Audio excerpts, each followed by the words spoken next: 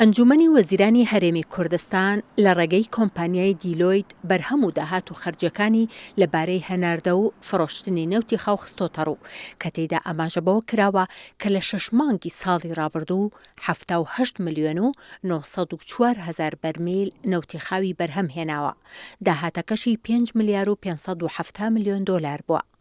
لە چارەکی سێمی ساڵی 2022دا واتە لە مانگی تەمموز و حوزەیران و ئابدا 38 ملیۆن و 730 هەزار بەرمیل نەوتی خاوی فرۆشتووە، داهاتەکەشی 3 ملیار و 116 ملیۆن دۆلار بووە. لەو بەڕاژ 1 ملیار و 603 ملیۆن دۆلاری بۆ حکوومەتی هەرێم ماوەتەوە بۆ دابینکردنی موچە. 1 ملیار و 513 ملیۆن دۆلاریشی بۆ خەرجی پرۆسەی نەوت ڕۆشتووە کە هەر بەرمیلێکی بە 83 دۆلار و 36 سنت فرۆشتووە.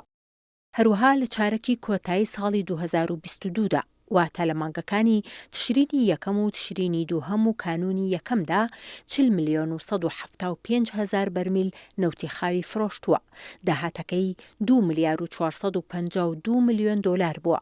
لەو بەڕاژ 1 ملیار و 190 ملیۆن دۆلاری بۆ حکوومەتی هەرێم ماوەتەوە، 1 ملیار و 262 ملیۆن دۆلاری بۆ خەرجەکانی پرۆسەی نەوت ڕۆشتووە، هەر بەرمیلێک نەوتی بە 69 دۆلار و 47 سنت فرۆشتووە.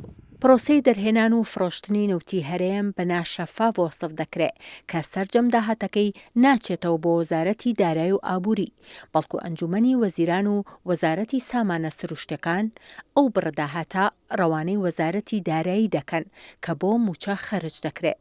لە کاتێکدا پێویستە سەرجەم داهاتەکان بچێتە وەزارەتی دارایی و وەزارەتی دارایی ماف و شایستە دارایەکانی کۆمپانیا نەوتەکان خەرج بکە.